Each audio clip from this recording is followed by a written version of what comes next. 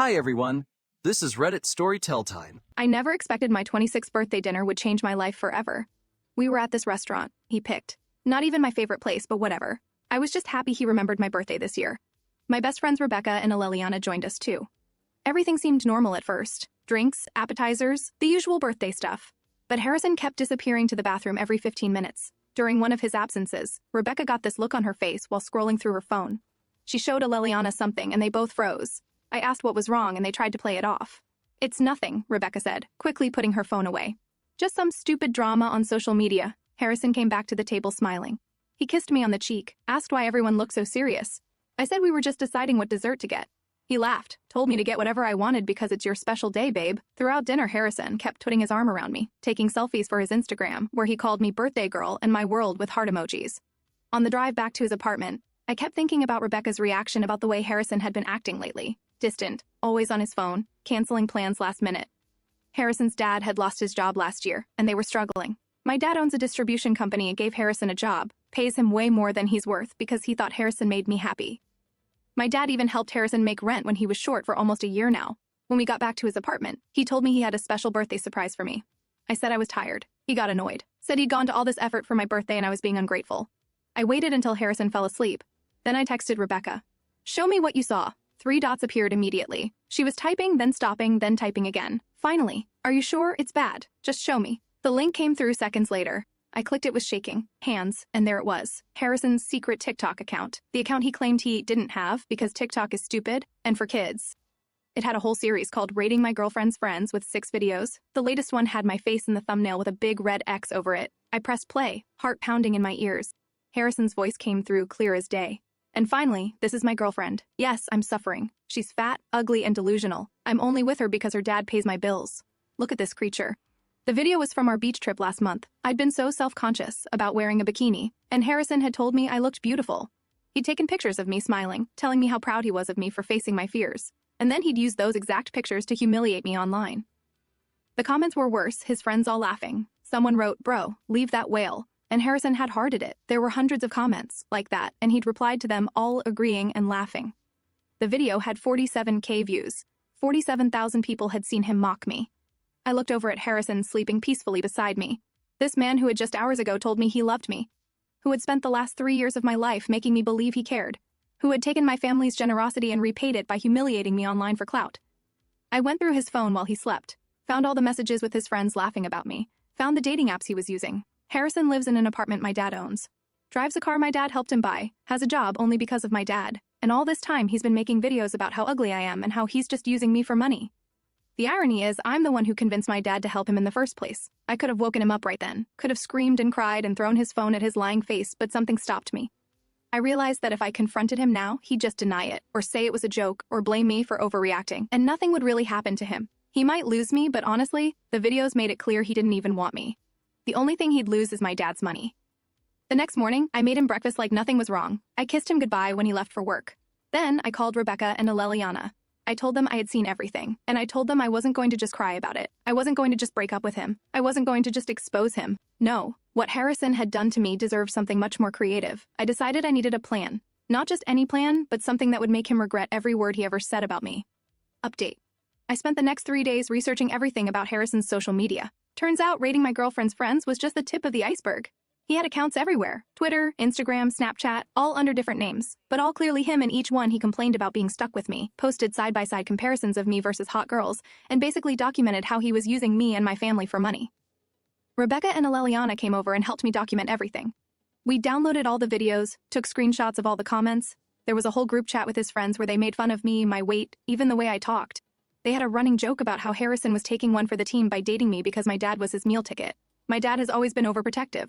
Single dad, only daughter. When I started dating Harrison, Dad was skeptical but warmed up when he saw how happy Harrison made me. When Harrison's family fell on hard times, I was the one who convinced my dad to help him out. My dad trusted my judgment, and I had vouched for this piece of who was laughing at us behind our backs. I called my dad and asked him to meet for lunch, just the two of us. We met at his favorite steakhouse, and I could tell he knew something was wrong.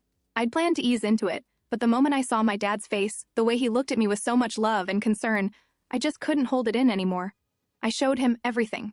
The videos, the comments, the messages. I watched my dad's expression change from confusion to shock to a cold, hard anger I'd never seen before. He didn't say anything for a long time, just scrolled through screenshot after screenshot, video after video. Finally, he put down his phone and looked at me, asked if I was okay. I told him the truth that I wasn't, but I would be. That I wasn't going to let Harrison get away with this. Dad nodded slowly and said something that shocked me. Do whatever you need to do. I've got your back. See, my dad isn't just some rich guy. He built his business from nothing, survived 3 recessions, dealt with competitors trying to bankrupt him. He's the kind of man who knows how to handle people who cross him. And Harrison had crossed both of us. We made a plan, a real plan, something that would make Harrison regret ever thinking he could use us. First step was simple. Dad would transfer Harrison to the warehouse across town. Longer hours, harder work, less pay. When Harrison asked why, Dad just said there were budget cuts at the main office. Nothing personal, just business. Second step, the apartment. Technically, Harrison had signed a lease with my dad's property management company. I went through it with Dad's lawyer. Turns out Harrison had violated multiple terms. Unauthorized subletting. He'd been renting the second bedroom to his friend Vincent without telling us. Property damage. Holes in the walls he'd covered up with posters, even keeping a pet snake when the lease specifically said no pets. But we didn't evict him. Not yet. That would be too obvious. Instead, the property management company sent notice that they were doing routine maintenance on all units. They'd need access every day for the next 2 weeks, sometimes with very little notice. Harrison hated having people in his space. I knew this would drive him crazy. Third step, my dad called in the car loan. Harrison had missed 2 payments, something he'd hidden from me, which meant the bank could demand immediate payment in full. Harrison didn't have that kind of money. He'd have to beg my dad for help, which of course my dad wouldn't give. All of this happened within the first week after my birthday. Harrison had no idea I knew anything. I kept acting completely normal, loving girlfriend, supportive partner, all while watching his life slowly start to unravel. He complained about the job transfer, told me he didn't understand why my dad was doing this to him. I looked him right in the eyes and said, maybe Dad was just trying to help him develop new skills. Maybe this was a good opportunity to prove himself. Harrison nodded like this made sense, like my dad was still looking out for him. He complained about the maintenance. People said they were coming at inconvenient times going through his things. I suggested maybe he should clean up a bit. Maybe get rid of that snake that wasn't supposed to be there in the first place. His face. When I mentioned the snake, priceless. He had no idea I knew about it. He complained about the car loan, said the bank was being unreasonable, asked if I could talk to my dad about helping him out. I said I'd think about it, then deliberately changed the subject, left him hanging. Rebecca and Aleliana checked in every day. They were worried I might break and confront him. But honestly, watching Harrison slowly realize his perfect setup was falling apart was way more satisfying than any screaming match could have been. By the end of the second week, Harrison was a mess. Exhausted from the warehouse work, stressed about the apartment inspections, panicking about the car loan, he started being short with me, snapping over little things, but then catching himself remembering he needed to keep me happy, keep me believing he loved me. That's when we moved to phase 2. I accidentally left my laptop open one day when Harrison came over. On the screen was an email from my dad about revising his will. The email mentioned something about putting me in charge of the family business someday, about a trust fund that would activate when I turned 30. None of this was true. My dad and I had created the fake email together, but Harrison didn't know that that night Harrison was suddenly super attentive, made dinner, massaged my shoulders, told me how proud he was of me and how he always knew I'd take over the family business someday. I smiled and thanked him all while imagining what was going through his greedy little mind. The next day, I told Harrison I was thinking about moving in together. Said I wanted us to get a place of our own without my dad's help, somewhere we could really start our life together. Harrison looked panicked, started making excuses about how now wasn't a good time with his job and financial situation. I pushed a little, acting hurt, asking if he didn't want a future with me. He backpedaled hard. Said of course he wanted a future with me, said moving in together would be amazing. Then suggested maybe we could use one of my dad's properties instead of finding a new place. Maybe that bigger luxury apartment downtown that Dad had just renovated. I said I'd think about it, watched him relax, thinking he'd dodged a bullet. What Harrison didn't know was that I'd already moved most of my stuff out of his apartment.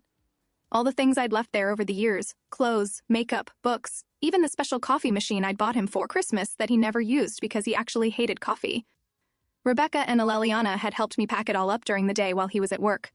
I was also documenting everything, taking videos when he wasn't looking, recording our conversations, making notes of every time he lied to my face, every time he pretended to love me while I knew he was mocking me to his friends.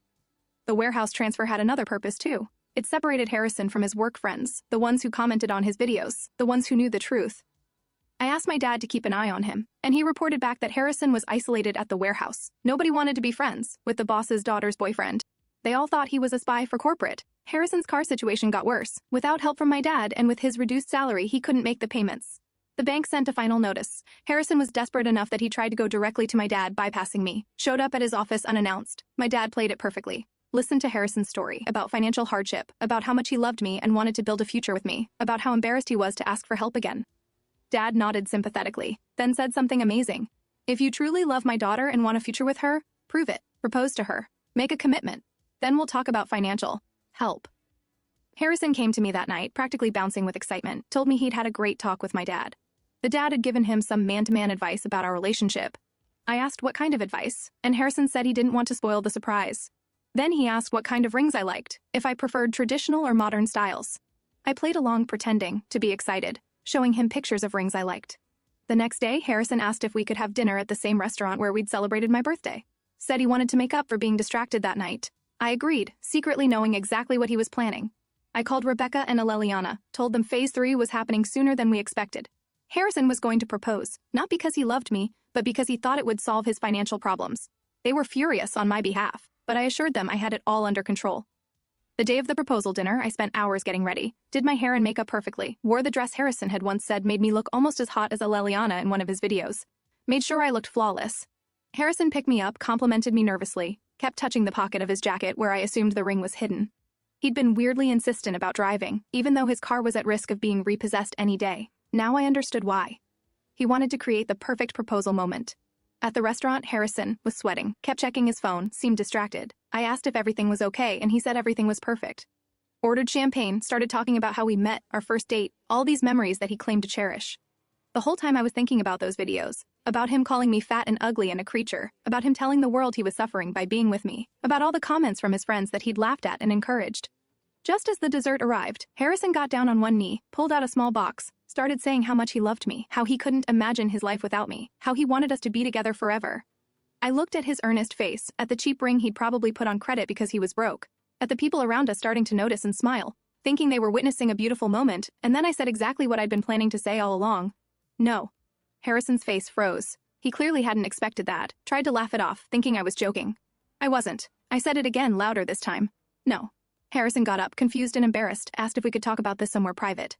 I said no again, said I was perfectly comfortable having this conversation right here, right now. Then I took out my phone, pulled up the TikTok video, turned the volume all the way up, pressed play, and finally this is my girlfriend. Yes, I'm suffering. She's fat, ugly, and delusional. I'm only with her because her dad pays my bills. Look at this creature. His face went white, then red. He tried to grab my phone, but I moved it away. Told him not to touch me ever again. It was chaos right after. People at the next table were whispering. The server hovered like she might need to intervene. Harrison's eyes were wild, darting from me to my phone to the door like he was calculating his escape. He hissed at me. You're making a scene. You're embarrassing yourself. Let's just talk outside. I said, no, I'm done pretending. I told him I knew everything. Every video, every message, every disgusting joke. And by the way, I'd already moved out, already taken back every single thing of mine he ever touched. I told him he'd lost his meal ticket, lost his easy ride, and the only thing he'd ever be remembered for was being a coward who mocked the one person who ever had his back. He stormed out, left me sitting there with the check in the ring box. The fallout started that night. He blew up my phone, calls, texts, then voice messages full of rage, then desperation, then threats. I blocked him. He tried Instagram, then Snapchat, then even emailed me at my old college address. I blocked everything. He tried leaving notes at my apartment, but I'd already told building security to keep him out.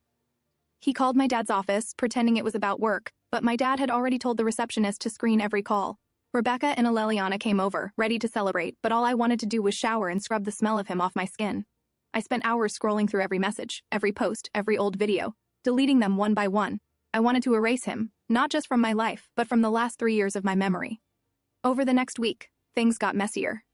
Harrison started showing up at places he knew I'd be. My favorite coffee shop, the grocery store by my office, even the gym. He'd hang around outside pretending to text, pretending to bump into me by accident. He'd try to talk, try to apologize, but it was always the same. I'm sorry you're upset. I'm sorry you misunderstood. I'm sorry you saw those things, but you know I love you. You know I need you. You know I can't do this without you. I never gave him the satisfaction of a response. I walked past him like he was invisible. One night, Rebecca and I were leaving a bar when we saw his car idling across the street. I looked at her, she looked at me, and without a word, I whipped out my phone and started filming. I walked straight up to his window and asked if he was lost. He looked startled, then mad, then tried to play it off like he was waiting for a friend. I told him to leave or I'd call the cops. He started to protest, but Rebecca was already on the phone. He peeled out, tires screeching, and that was the last time I saw him in person for a while. But the online stuff didn't stop. He started posting vague crap about fake people and betrayal and women who ruin good men. His friends jumped in, tried to DM me, tried to harass me, but already locked down everything. I changed my number, wiped my socials. I wasn't scared. I was just done. My dad offered to get me a security guard for a while, but I refused. I told him I'd handled worse than a sad little man with a TikTok addiction. Meanwhile, I was working with my dad's lawyer. We sent Harrison an official notice about the lease violations, the pet snake, the subletting, the property damage. He had 30 days to vacate, but the maintenance checks kept coming. Always with less warning, always at the worst times. He started calling the management company, yelling, demanding they stop harassing him, but all he got was polite apologies and reminders that he'd signed the lease. He tried to get Vincent, his secret roommate, to fight it for him, but Vincent didn't want to get involved. Suddenly, all those friends who laughed at his videos were nowhere to be found. The car was repossessed 3 weeks after the proposal fiasco. I didn't even know until Rebecca texted me a picture of Harrison standing on the curb, arms crossed, watching the tow truck haul it away. I kept that photo. Sometimes I look at it when I need to remember what losing looks like. Work was the last thing to go. My dad transferred Harrison to the graveyard shift at the warehouse, which meant long hours, no sunlight, and the worst jobs. He tried to complain, but nobody cared. Everyone knew who he was now, and nobody wanted to be seen talking to him. The only reason he kept the job at all was because my dad wanted to keep him close long enough to finish the plan. So, while he was busy scrambling to keep his life together, I was building my case. I had screenshots, videos, emails, text logs, everything. I met with the lawyer every other day, compiling a file so thick it barely fit in a folder. Rebecca and Aleliana helped me sort through everything, organizing by date, by platform, by level of cruelty. I saw things in those group chats I can never unsee. Jokes about my body, my voice, my family, even jokes about my mom who died when I was a kid. That one nearly broke me, but I refused to give him the satisfaction. My dad was relentless. Every time Harrison tried to get clever, like sneaking in through the building's back entrance or having friends call the company to complain about harassment, my dad shut it down. He had cameras installed in the halls, changed the locks, made sure the only people with access were the ones we trusted. Harrison tried to threaten a lawsuit, but the paperwork was airtight. All those years mocking my dad for being old-fashioned and paranoid suddenly didn't seem so funny. The apartment was the last domino. 2 days before his 30-day notice was up, I got a text from Aleliana. He's moving out. I drove by slow just to see for myself. Harrison was dragging trash bags to the curb. Nobody was helping him. He kept looking over his shoulder like he thought someone was watching. I thought that would be it, but if you think a guy like Harrison just fades out, you don't know narcissists. 2 nights later, I came home and found the words gold-digging whale written in Sharpie on my apartment door. I laughed. I took a picture, texted it to my dad and the property manager, and spent the next hour scrubbing it off. I never called the cops. I wanted him to know I knew it was him, and I wanted him to know it hadn't worked. I wasn't scared. I wasn't even mad. I was bored. He tried to escalate, started messaging my dad, pretending to have evidence that I'd cheated on him, that I'd stolen from him, that I was the abusive one. My dad didn't even reply. The lawyer just added each message to the file. Harrison's last card was a letter, handwritten, left at my office front desk, begging for just one more conversation. The receptionist threw it out before I saw it. She knew the drill. Aleliana and Rebecca were worried he'd try something worse. I told them I wasn't worried. I changed my routines, kept my phone on me, never walked home alone. I wasn't an idiot, but I also wasn't going to let fear run my life. About 3 weeks after his eviction, I got a call from the warehouse manager, my dad's friend, someone I'd known since I was a kid. He told me Harrison hadn't shown up for his last 4 shifts, hadn't called in, hadn't picked up his last check. They'd boxed up his locker and found it full of junk. Empty energy drink cans, ripped up notes, some old photos of us from when we first started dating. The manager asked if I wanted them. I said throw it all out. Then Monday morning, I walked into my office and there he was, Harrison, sitting on the curb outside the building, holding a cardboard sign that said, "Please forgive me." He looked like hell. 3 days worth of stubble, eyes red, hands shaking. He didn't look up as I walked past, just kept staring at the ground, clutching his stupid sign like it was going to change anything. The receptionist caught my eye and mouthed, "He's been here every morning for 3 days." I shrugged. I told her, "If he comes inside, call security." She said, "Already did." I sat at my desk, opened my laptop, and got to work. By lunchtime, he was gone, but the sign was still there, propped up against the trash can outside. I took a picture, texted it to Rebecca, Aleliana, and my dad, just in case you wanted to laugh. That's all I have for now. I don't know what Harrison will try next, but I know that whatever it is, he'll never get forgiveness, never get my attention, never get another chance. Last update. Part of me wondered if seeing Harrison outside my office would be the end, like he'd finally hit rock bottom and disappear. But of course, that's not how guys like him work. If you've ever been used, humiliated, and then stalked by someone who's convinced you owe them forgiveness, you know the sign is never the end. It's just the start of a new game where the rules are even more pathetic. I kept waiting for him to escalate, but honestly, I think he'd already run out of moves. Still, I wasn't stupid.